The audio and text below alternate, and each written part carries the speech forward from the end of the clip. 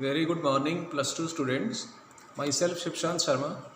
Dear students, today I am going to discuss another application of this potentiometer, and that is to draw the comparison between EMF of two cell with the help of potentiometer. तो उसके लिए हम circuit diagram कौन सा prefer करेंगे? And this one is a circuit diagram. ये क्या चीज़ है? पोटेंशियोमीटर है.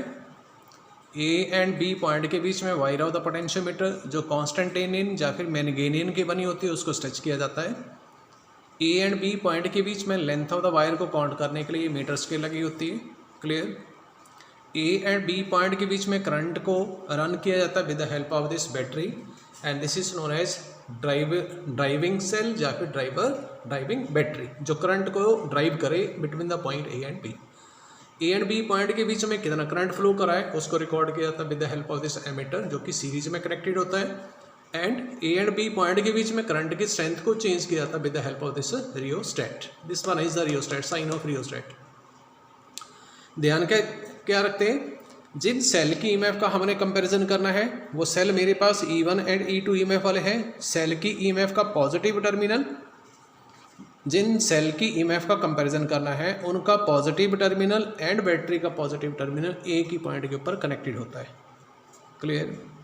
इसके बाद हम क्या करेंगे? ये 2 की प्रेफर करेंगे. दिस इज ये 2 की. नेगेटिव टर्मिनल कहाँ पर? पॉइंट नंबर 1 के साथ कनेक्टेड है. Positive negative terminal of second cell कहाँ पर? Point number 3. और ये गैप है दोनों के बीच में. इस point number 2, this is the terminal, इसके साथ गैल्वेनोमीटर लगा होता है और गैल्वेनोमीटर का ये एंड फ्री होता है जिसके साथ जॉकी को अटैच करते हैं. यहाँ जैसे एक आयरन की स्ट्रिप होती है जिसके साथ वायर को अटैच किया होता है. क्लियर? सबसे पहले क्या काम है आपका? पोटेंशियोमीटर में जो भी आपने कनेक्शन लगाए हैं उन कनेक्शन को चेक करना, क्या वो कनेक्शन एक्यूरेट है भी है कि नहीं है. उसके लिए क्या करेंगे हम? सबसे पहले ये ईएमएफ वाली जो बैटरी है इसकी वोल्टेज को, इसकी ईएमएफ को सेल की ईएमएफ से लार्ज सेट करेंगे. First precaution. देन उसके बाद क्या करेंगे? इस बैटरी की हेल्प से ए एंड बी पॉइंट के बीच में wire of the potentiometer, that is a circuit, इसके बीच में दैट इज द पोटेंशियोमीटर, इसके बीच में हम क्या करेंगे? करंट को पास करेंगे. नेचुरली जब इस बैटरी को इन्वॉल्व करेंगे तो current A and B point के बीच में फ्लो करेगा. उस करंट की स्ट्रेंथ को हम रीड आउट करेंगे with the help of this ammeter and constant adjust करेंगे, कांस्टेंट मेंटेन कर लेंगे जैसे with the help of this rheostat. जैसे कि मान लेते हैं हमने इस बैटरी को ऑन कर दिया, ऐसे ढंग से ऑन किया कि इस बैटरी की जो ईएमएफ है दोनों सेल की ईएमएफ से हो लार्ज. नंबर 2, इसके बाद क्या करना है? हमने एमीटर में करंट को नोट करना. मान लेते हैं मैंने पहले 1 एम्पियर सेट किया, उसको चेंज नहीं करना. अगर मैं चेंज करना चाहता हूँ तो मैं इस रियोस्टेट की हेल्प लूँगा. अब क्या करेंगे? जिन दोनों सेल की ईएमएफ का कंपैरिजन करना है उन दोनों सेल की ईएमएफ में से आप किसी एक सेल को लेकर के आएंगे सर्किट में. जैसे कि मान लेते हैं मैं इस सेल को लेकर के आना चाहता हूँ सर्किट में. तो सबसे पहले मैं क्या करूँगा? मैं ये वाला जो गैप है यहाँ जैसे की को इंट्रोड्यूस कर दूँगा. ये की मैंने इंट्रोड्यूस कर दी. इससे क्या हो जाएगा? E1 ईएमएफ वाला सेल जो है वो सर्किट में आ जाएगा. क्लियर? लेकिन लेंथ नोट करने से पहले हमने क्या करना है? हमने ये वाला जो जॉकी का फ्री एंड है, ये यहाँ पर जॉकी लगी, जॉकी को हम क्या करेंगे? पहले ए पॉइंट के ऊपर टच करेंगे, फिर बी पॉइंट के ऊपर टच करेंगे for given value of the current. Deflection check करेंगे क्या ए एंड बी पॉइंट के ऊपर जॉकी को टच करने से ये गैल्वेनोमीटर अपोजिट डायरेक्शन में डिफ्लेक्शन दे रहा है कि नहीं दे रहा है. मान लेते नहीं दे रहा है. करंट कितना सेट किया हुआ था? 1 एम्पियर. मैं क्या करूँगा? रियोस्टेट की हेल्प से अब क्या करूँगा? करंट को बढ़ा दूंगा. मान लेते मैंने 2 एम्पियर सेट किया. देन अगेन मैं जॉकी की हेल्प से क्या करूँगा? ए पॉइंट को टच करूँगा, बी पॉइंट को टच करूँगा एंड गैल्वेनोमीटर की डिफ्लेक्शन को नोट करूँगा. मान लेते हैं जैसे मैंने करंट की स्ट्रेंथ को बढ़ाया, गैल्वेनोमीटर जॉकी को ए एंड बी पॉइंट के टच करने से गैल्वेनोमीटर ने 2 डायरेक्शन में डिफ्लेक्शन दी. गैल्वेनोमीटर के सेंटर के ऊपर क्या होता है? जैसे यहाँ जैसे 0 होगी, लेफ्ट साइड डिफ्लेक्शन देगा ए पॉइंट के ऊपर टच करने पर, तो बी पॉइंट को टच करने से 0 से राइट साइड इसकी नीडल डिफ्लेक्ट होगी. मान लेते हैं जब मैंने 2 एम्पियर करंट सेट किया तो E1 ईएमएफ वाले सेल के लिए गैल्वेनोमीटर ने 2 अपोजिट डायरेक्शन में डिफ्लेक्शन देना शुरू कर दी. इसका मतलब ये हुआ कि E1 ईएमएफ को मेजर करने के लिए जो आपने सर्किट डायग्राम ड्रॉ किया है दैट इज एक्यूरेट. उसी करंट के लिए 2 एम्पियर करंट के लिए अब हमने क्या करना है? इस की को यहाँ से निकाल देना है और इस सेल को लेकर के आना है, दूसरे सेल को। उसी करंट के लिए, उसी करंट का मतलब for same value of the current, what does that mean, for constant current again मैं जॉकी का ये वाला जो पॉइंट है इसको मैं ए पॉइंट पे टच करूंगा, देन बी पॉइंट पे टच करूंगा, फिर डिफ्लेक्शन नोट करेंगे। क्या गैल्वेनोमीटर अपोजिट डायरेक्शन में डिफ्लेक्शन दे रहा है? मान लेते हैं अब नहीं दे रहा है, तो क्या करेंगे, रियोस्टेट से करंट की स्ट्रेंथ को बढ़ाएंगे। अगर यहाँ से नहीं बढ़ सकती तो बैटरी की वोल्टेज चेंज कर देंगे। मान लेते हैं 2 एम्पियर से मैंने क्या किया, करंट को 3 एम्पियर कर दिया। फिर मैं E2 EMF वाले सेल के लिए इस जॉकी को ए पॉइंट पे टच करूंगा। मान लेते हैं डिफ्लेक्शन गैल्वेनोमीटर में 0 से लेफ्ट साइड आ रही है। फिर जॉकी को यहाँ से उठाऊंगा, बी पॉइंट के ऊपर टच करूंगा। जैसे मैंने इस पॉइंटर को चेक किया, टच किया, जैसे मैंने जॉकी को बी पॉइंट के ऊपर टच किया, मान लेते हैं गैल्वेनोमीटर की डिफ्लेक्शन राइट साइड आ गई। इसका मतलब ये हुआ 3 एम्पियर करंट के लिए ये सर्किट, ये पोटेंशियोमीटर E1 एंड E2 को डिटरमिन करने के लिए रेडी है। अब क्या करना आपने, कनेक्शन तो चेक कर लिया आपने, फॉर कांस्टेंट करंट के लिए ये सर्किट डायग्राम रेडी हो गया E1 एंड E2 को मेजर करने के लिए। कैसे रेडी हुआ, E1 एंड E2 जब आप इन्वॉल्व करेंगे सर्किट के बीच में तो जॉकी को A एंड B पॉइंट के ऊपर टच करने से गैल्वेनोमीटर की डिफ्लेक्शन अपोजिट आनी चाहिए। ऐसी आ रही है 3 एम्पियर के लिए। तो अब क्या करेंगे, दोनों सेल में से क्या करेंगे, मान लेते मैं E1 EMF वाले सेल को ले आया सर्किट में, इस गैप के बीच में की को इंट्रोड्यूस करके यहाँ से की को निकाला तो ये सर्किट, ये वाली सेल आउट ऑफ सर्किट होगी, मीन्स इसका रूल खत्म हो गया। यहाँ जैसे की इंट्रोड्यूस कर दी, ये गैप कंप्लीट हो गया, ये सेल सर्किट में इन्वॉल्व हो गया। अब क्या करेंगे, अब मैं जॉकी को जंप करूँगा ए से बी की तरफ। जंप करते करते मान लेते हैं जॉकी जैसे ही J1 पॉइंट के ऊपर पहुंची तो गैल्वेनोमीटर की डिफ्लेक्शन 0 होगी।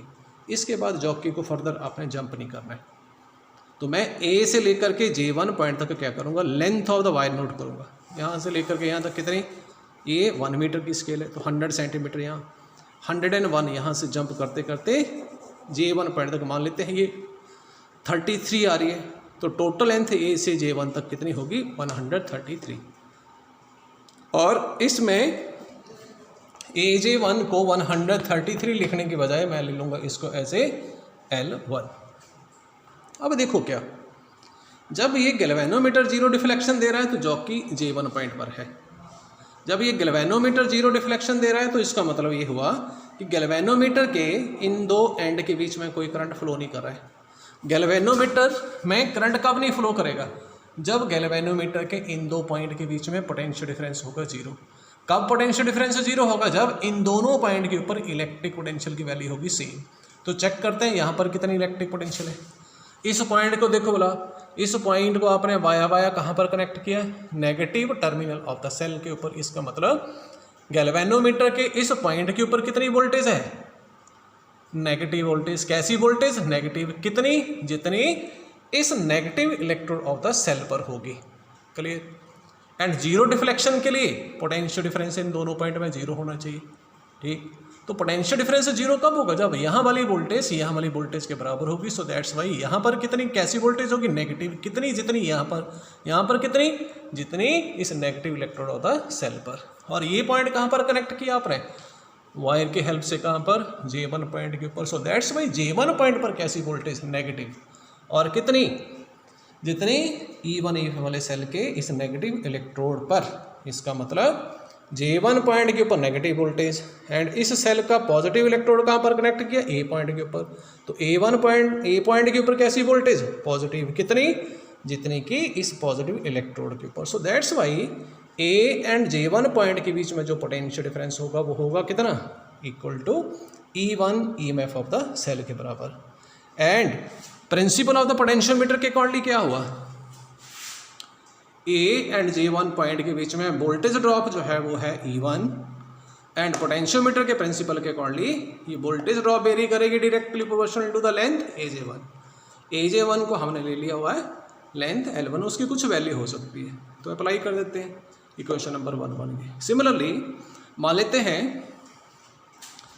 दूसरी बार जब हमने E2 को डिटरमिन करना है तो यहाँ से की को बाहर निकाल देंगे। ठीक, और इस गैप में की इंट्रोड्यूस कर देंगे। यहाँ पर जब इंट्रोड्यूस करेंगे तो ये सेल अपना रोल प्ले करना शुरू कर देगा और ये वाला सेल आउट ऑफ सर्किट हो जाएगा। देन अगेन इस E2 वाले सेल के लिए क्या करेंगे, जॉकी को जंप करवाएंगे। जंप करवाते करवाते मान लेते हैं जैसे ही जॉकी इस J2 पॉइंट के ऊपर पहुंची, दिस इज J2 पॉइंट, तो गैल्वेनोमीटर ने क्या किया, गैल्वेनोमीटर ने डिफ्लेक्शन 0 दे दी। 0 डिफ्लेक्शन के लिए क्या होगा, गैल्वेनोमीटर के इन दो टर्मिनल पे पोटेंशियल डिफरेंस 0 होगा।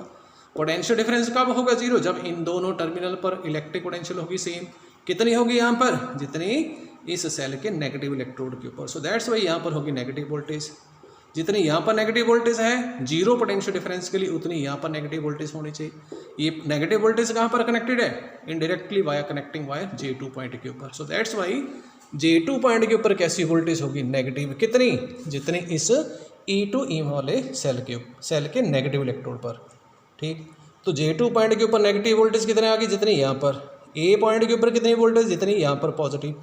तो A एंड J2 पॉइंट के बीच में पोटेंशियल डिफरेंस हो गया कितना, E2 EMF of the cell के बराबर। इसका मतलब A से लेकर के J2 पॉइंट तक जो वोल्टेज ड्रॉप हुई, जो वोल्टेज यूटिलाइज हुई करंट को रन करने के लिए, वो कितनी हुई, वो E2 के बराबर। Means voltage drop over the wire J2 that will equal to E2 EMF of the cell के बराबर। So that's why according to the principle of potentiometer E2 जो है it will vary direct proportional to AJ2 को हम ले लेते हैं L2। Then I will divide equation number 1 by equation number 2।